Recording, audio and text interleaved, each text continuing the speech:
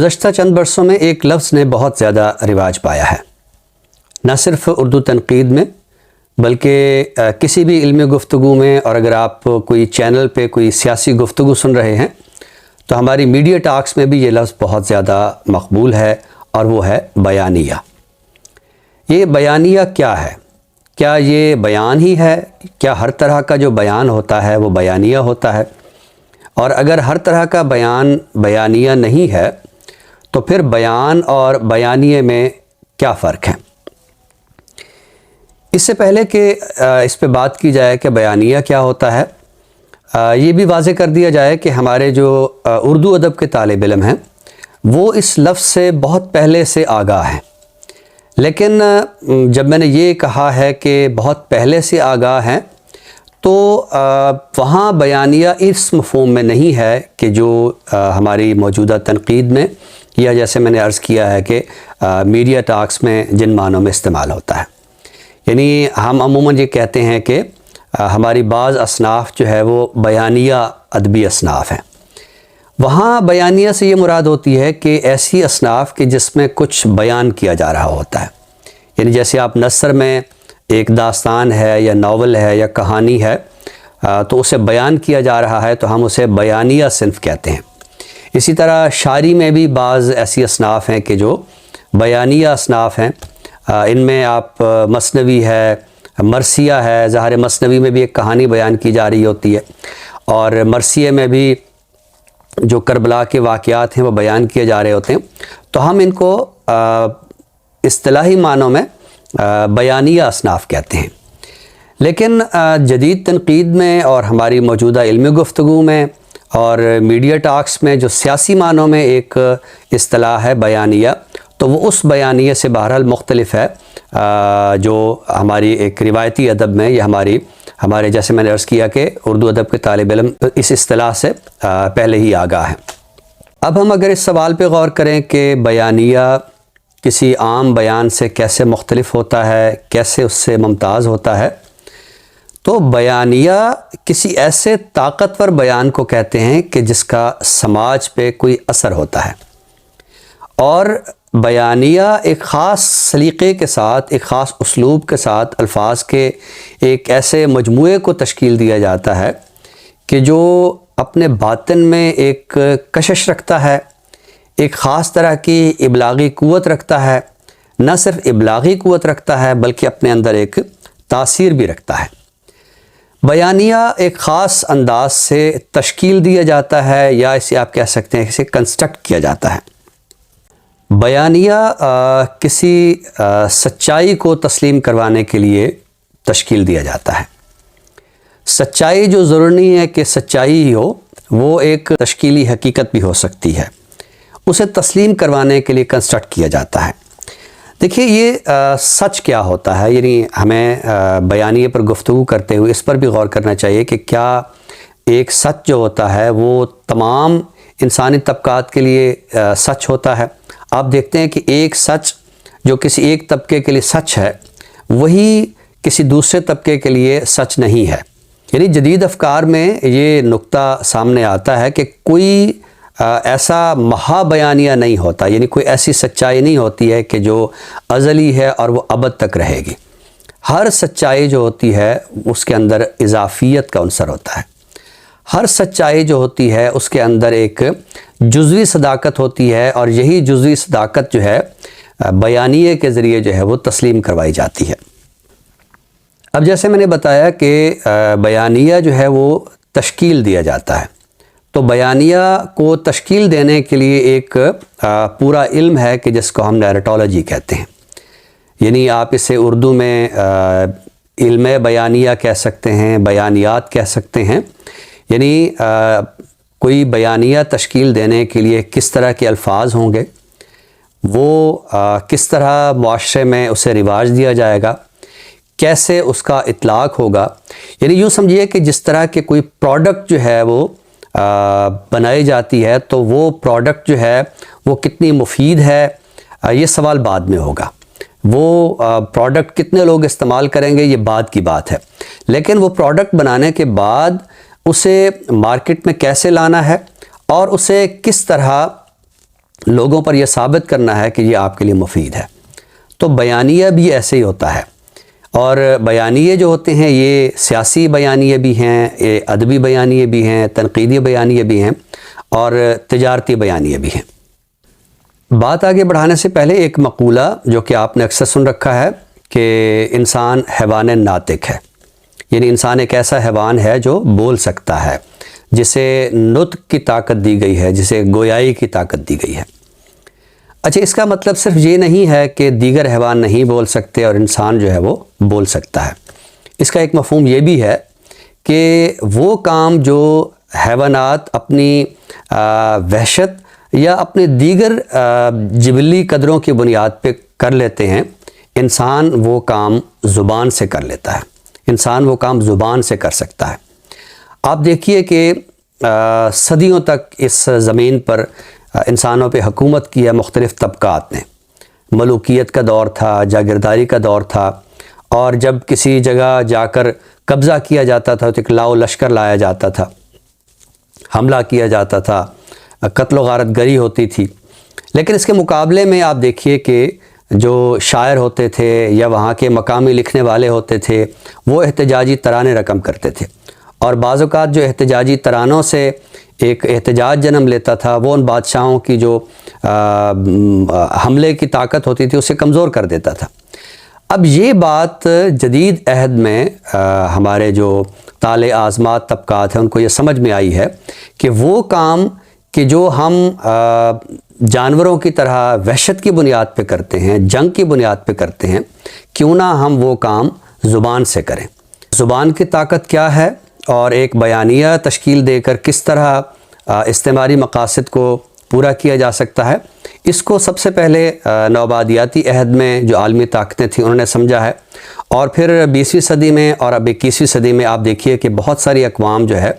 وہ دیگر اقوام کی غلام ہیں، لیکن ان اقوام پر نہ تو حملہ کیا گیا ہے، نہ ہی وہاں کوئی فوجیں بھیجی گئی ہیں، بس ایک بیانیہ تشکیل دیا گیا ہے، اور ہم اس بیان کے سحر میں آ کر جو ہے ہم ان اقوام کی غلامی جو ہے وہ قبول کیے ہوتے ہیں۔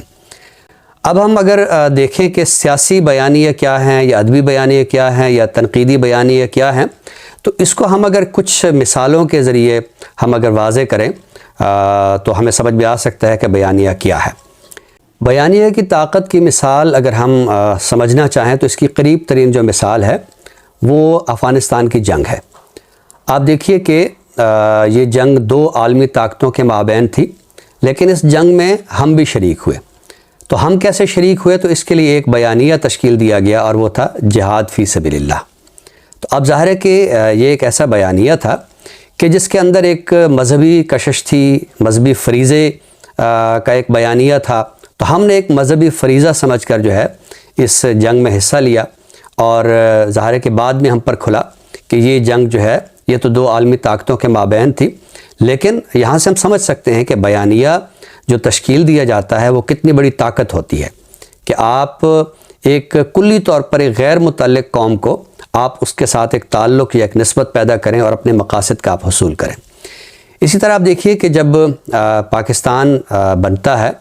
تو اسے مسلم تاریخ کے ساتھ اس کی ایک جڑت پیدا کرنے کے لیے ایک بیانیہ تشکیل دیا گیا کہ پاکستان اسی وقت بن گیا تھا جب ہندوستان میں پہلے مسلمان نے قدم رکھا تھا۔ تو ظاہر ہے کہ یہ اب حقیقت ہے یا نہیں ہے، یہ ایک الگ بحث ہے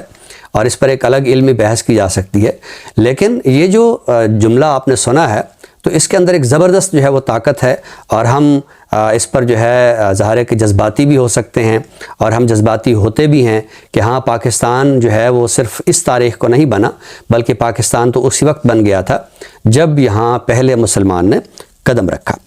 سیاست کے شعبے میں ہم اگر بیانیہ کی طاقت کو دیکھنا چاہیں تو ہماری جتنی بھی سیاسی پارٹیاں ہوتی ہیں وہ ان کا اپنا منشور تو اپنی جگہ ہوتا ہے، لیکن وہ ایک خاص طرح کا سلوگن بھی تشکیل دیتی ہیں، اور وہی سلوگن جو ہوتا ہے وہ ان کا ایک بیانیہ ہوتا ہے، اور اس کی کشش کے ذریعے وہ لوگوں کو اپنی جانب مائل کرتے ہیں۔ جیسے آپ دیکھیے کہ ہماری ایک سیاسی پارٹی نے روٹی، کپڑا اور مکان کا بیانیہ دیا۔ ظاہر ہے کہ چونکہ انسان کی یہ تینوں بڑی ضرورتیں ہیں تو ایک ایسا یعنی جملہ کنسٹرکٹ کیا گیا یا الفاظ کا ایک ایسا مجموعہ تشکیل دیا گیا کہ لوگوں کو اپنی جانب جو ہے وہ مائل کیا گیا۔ اسی طرح آپ دیکھیے کہ ایک سیاسی پارٹی جو ہے اس کے جو رہنما ہیں وہ جب گفتگو کرتے ہیں تو سب سے پہلے پڑھتے ہیں ایاک نعبد و ایاک نستعین۔ اب یہ ظاہر ہے کہ قرآن کی ایک آیت ہے، لیکن اسے ایک بیانیے کی طاقت کے طور پر استعمال کیا جاتا ہے۔ میں یہاں یہ بھی واضح کر دینا چاہتا ہوں کہ بیانیہ ضروری نہیں ہے کہ کسی سچ کو ثابت کرنا ہے، بلکہ کچھ خاص مقاصد ہوتے ہیں، جیسے میں نے بتایا کہ استعماری طاقتیں ہوتی ہیں، ان کا اپنے خاص مقصد ہے۔ ظاہر عالمی طاقت کو جہاد فی سبیل اللہ سے کوئی دلچسپی نہیں ہے، لیکن انہوں نے ایک بیانیہ تشکیل دیا۔ اسی طرح ہمارے جو اہل سیاست ہیں یہ بھی ایک خاص طرح کا بیانیہ تشکیل دیتے ہیں اور لوگوں کو اپنی جانب جو ہے وہ ایک کشش پیدا کرتے ہیں۔ ادب اور تنقید میں اگر ہم بیانیہ کی مثالوں کو سمجھنا چاہیں تو سب سے پہلے یہ بیانیے جو ہے وہ ہمیں یونانی اہل نقد کے ہاں نظر آتے ہیں، بلکہ یونانی جو نقاد ہیں خصوصاً افلاطون ہیں، ارسطو ہیں، تو انہیں فرسٹ نیریٹولوجسٹ بھی کہا جاتا ہے، یعنی سب سے پہلے انہوں نے ادب میں بیانیے تشکیل دیے۔ یعنی آپ دیکھیے کہ جب افلاطون یہ کہتا ہے کہ شاعری سے جو ہے اخلاق خراب ہوتے ہیں تو یہ ایک بیانیہ تھا، اور اس کا جواب جو ہے وہ ظاہر ہے کہ ارسطو نے اپنی تنقید میں دیا۔ یا جیسے افلاطون نے کہا کہ شاعری نقالی کی نقالی ہوتی ہے تو یہ بھی ایک بیانیہ تھا، تو اسی طرح ارسطو نے پھر اس بیانیہ کا جو رد بیانیہ کیا، یعنی ایک نیا بیانیہ تشکیل دیا، وہ یہ تھا کہ شاعری جو ہے وہ نقالی نہیں ہوتی ہے بلکہ تخلیق ہوتی ہے۔ تو اسی طرح ہم بہت سارے اہل نقد کے ہاں اس کی مثالیں دیکھ سکتے ہیں۔ اردو تنقید کا تو آغاز ہی ایک بہت بڑے بیانیہ سے ہوا، یعنی حال ہی کی جو مقدمہ شعر و شاعری ہے اس میں ایک بہت بڑا بیانیہ دیا گیا کہ شاعری سوسائٹی کے تابع ہوتی ہے یا سوسائٹی شاعری کے تابع ہوتی ہے۔ اسی طرح یہ ایک بیانیہ دیا گیا کہ ہماری جو کلاسیکی شاعری ہے یہ زوال آمادہ معاشرے کی پیداوار ہے۔ تو آپ دیکھیے کہ اس جملے کے اندر ایک ایسی تاثیر تھی کہ ایک عرصہ تک ہم حال ہی کے اس بیانیے کے زیر اثر رہے۔ کوئی بھی نقاد تھا، وہ چاہے ترقی پسند نقاد تھا یا جدید نقاد تھا، اس نے حال ہی کے اس بیانیے سے اثر قبول کیا۔ حال ہی کے اس بیانیے کا اثر جو ہے وہ ہمیں اپنے تاریخ کی کتب میں بھی نظر آتا ہے کہ ہر مورخ نے جو ہے وہ کلاسیکی شاعری کا ذکر کرتے ہوئے یہ ضرور لکھا ہے کہ چونکہ یہ ایک زوال آمادہ معاشرہ تھا تو اس وجہ سے اس نوعیت کی شاعری جو ہے وہ تخلیق کی گئی۔ خصوصاً لکھنؤ کے سلسلے میں جو ہے ہمارے کم و بیش ہر اہل نقد نے لکھنؤ کی جو زوال آمادگی ہے اس کا ذکر جو ہے وہ بار بار کیا ہے، اور ظاہر ہے کہ یہ اس بیانیے کا اثر ہے جو حال ہی نے مقدمہ شعر و شاعری میں تشکیل دیا۔ اسی طرح آپ دیکھیے کہ جو موجودہ عہد ہے اس میں عالمی تجارتی کمپنیاں جو ہے وہ ایک مبارزت یا ایک جنگ کی کیفیت میں ہیں۔ تو آپ دیکھیے کہ کوئی بھی جو تجارتی کمپنی ہوتی ہے وہ اپنی پروڈکٹ کے لیے جو اشتہار بناتی ہے اس میں خاص طرح کا جملہ جو ہوتا ہے وہ بڑا نمایاں کر کے، جیسے کوئی اخبار کی لیڈ ہوتی ہے تو ایسے وہ اپنے اشتہار میں بھی خاص طرح کا پرکشش جملہ جو ہے وہ لکھتے ہیں جو صارفین کو اپنی جانب جو ہے وہ کھینچتا ہے۔ جیسے مثلاً اگر ایک ہوائی کمپنی ہے اس نے ایک نئی جو پرواز ہے وہ متعارف کرائی ہے تو اس کا بیانیہ ہوگا اب سفر ہوگا آسان، یعنی ایک خاص طرح کا بیانیہ دیا۔ اسی طرح ایک دلچسپ بیانیے کی مثال جو آپ سنتے ہیں کہ داغ تو اچھے ہوتے ہیں۔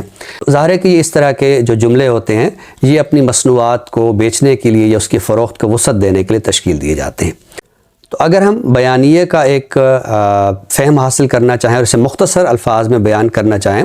تو ہم کہہ سکتے ہیں کہ بیانیہ پرکشش اور پرتاثیر الفاظ کا ایک ایسا مجموعہ ہوتا ہے کہ جس سے ایک خاص طرح کا طبقہ جو ہے وہ کسی دوسرے طبقے پر اپنی ایک سبقت ظاہر کرنا چاہتا ہے یا اس پر اپنا ایک تسلط جو ہے وہ جمانا چاہتا ہے۔ تو اس وقت ہم دیکھتے ہیں کہ 21ویں صدی میں ہمیں عالمی سیاست پر بھی بہت ساری ایک جنگ کا ایک منظرنامہ ہمیں نظر آتا ہے۔ تجارتی کمپنیاں جو ہے ان کے مابین بھی خاص طرح کی جو ایک مبارزت ہے یا ایک مارکہ آرائی ہے وہ ہمیں نظر آتی ہے، لیکن یہ مارکہ آرائی یہ ویسی نہیں ہے جو قدیم زمانوں میں ہتھیاروں کے صورت میں ہوتی تھی یا میدان جنگ میں جو ہے اس کا مقابلہ ہوتا تھا۔ فی زمانہ جو ایک مبارزت ہے یا جو جنگ ہے وہ بیانیے کے ذریعے کی جا رہی ہے۔